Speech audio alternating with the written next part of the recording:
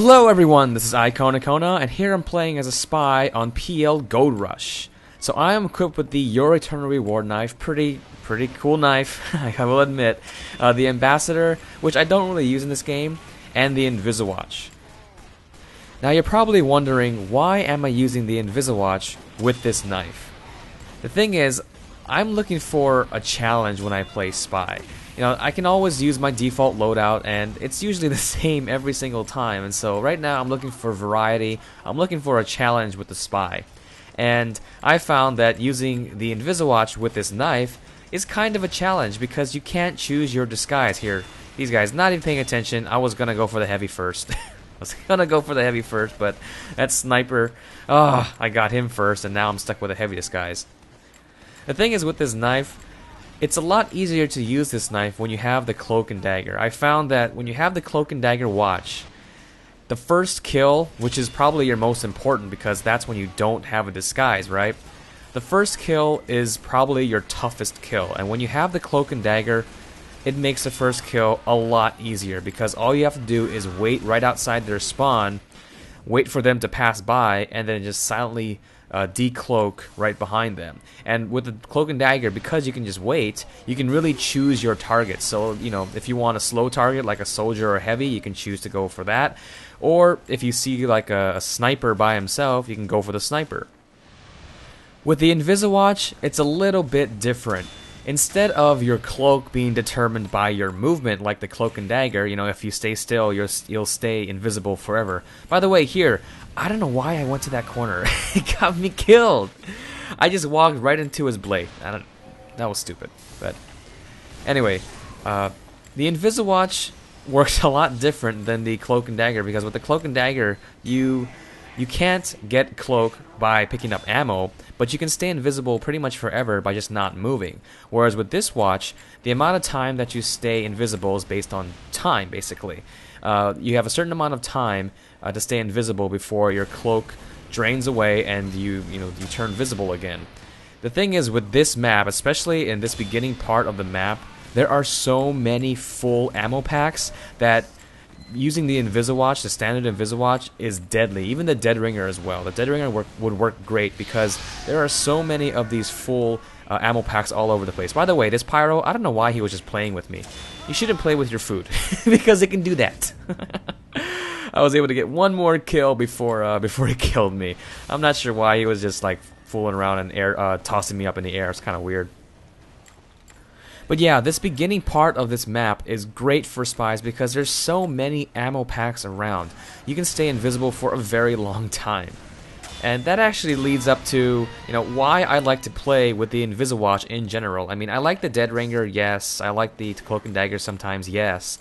But my favorite watch is actually the Invisiwatch. And the reason is because it forces me to learn about the maps. It forces me to learn where the good spots are on the maps, where the bad spots are, how the enemy likes to move around the map, and it really just makes you more aware of the situation, and it makes you a better spy overall, at least I think.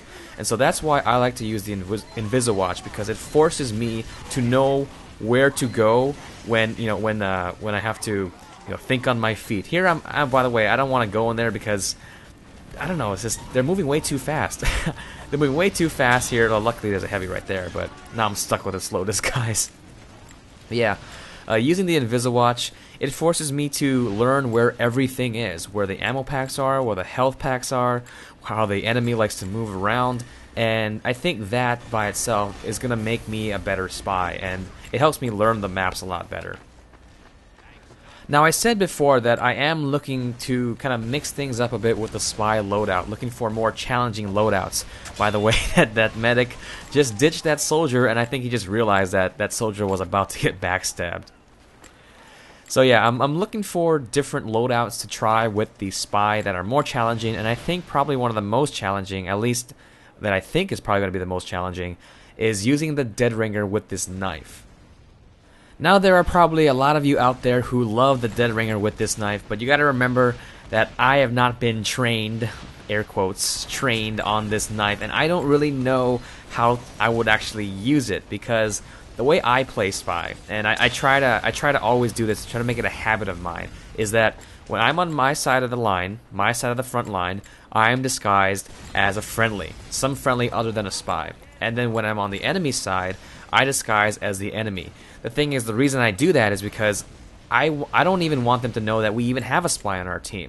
And so I don't want to make it so obvious. The thing is, when I see, and I played against a whole bunch of these Dead Ringer spies that use this knife, it's pretty obvious that they're a spy and that they're Dead Ringers. And so being that obvious, I'm not going to really be used to. And it's going to be interesting. I'm going to try and see if I can get a good game with that knife. But I know I'm going to be struggling in the beginning because it's just not how I like to play. I like to play sneaky. I don't like to play so like an obvious Dead Ringer spy. And even when I'm Dead Ringer, I'm trying to be less obvious that I'm a Dead Ringer. And the thing is, when I have a Dead Ringer with this knife, it's probably deadly once you get your first stab. But that first stab is probably going to be the most difficult because you're not going to have disguise when you get that first stab. And also, I mean, to get behind them, you have to activate a Dead Ringer, right? Unless you can somehow sneak behind them. So onto the gameplay a little bit, actually. That sniper actually got me before, and so I was like, I'm going to get him. I'm going to get him. Especially snipers. When I play against snipers and the sniper gets me while I'm a spy, I'm going for you. So you better watch out, watch your back, because especially snipers who taunt. There are some snipers who feel that they're safe enough to taunt after they kill me, and I always get them in the kill cam. And so I'm like, yep, be prepared for a revenge kill, because I'm about to get you. So now I'm all the way back at their spawn, and I don't usually go back here unless there's some teleporter I have to take out. I see this soldier, and I want to go for that soldier, but he's smart. He puts his back in the corner so that I can't backstab him, so that's very smart. That's alright. I try to go here for a trick stab, but nope, fail it, but I get a lucky face stab. Man, I don't know. I shouldn't have swung my knife. That was just stupid, but I was just so lucky enough to get a face stab.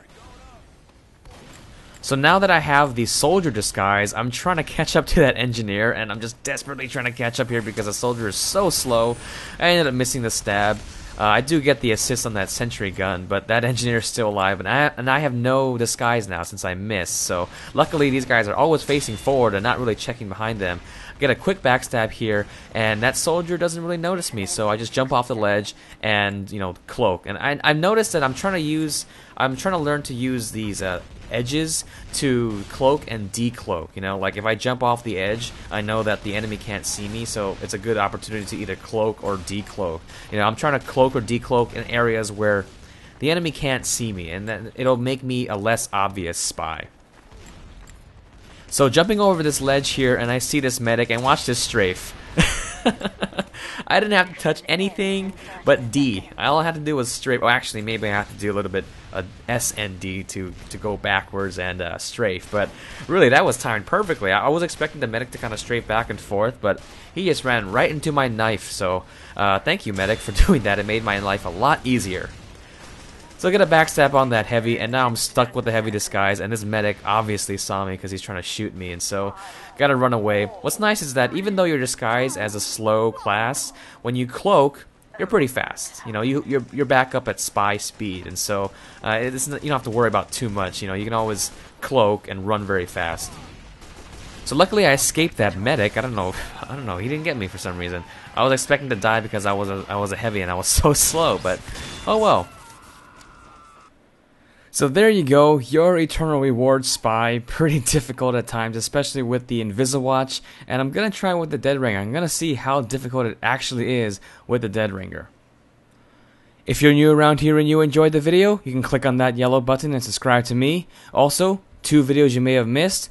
On the left, a dual comm with my brother, Prof. Snape, and I play some Dead Ringer spy on Badwater. And on the right, a previous mission in the Battlefield 3 campaign, Kafarov, where explains a lot of the story. Pretty interesting. So I hope you enjoyed the video. Thanks for watching and have a nice day.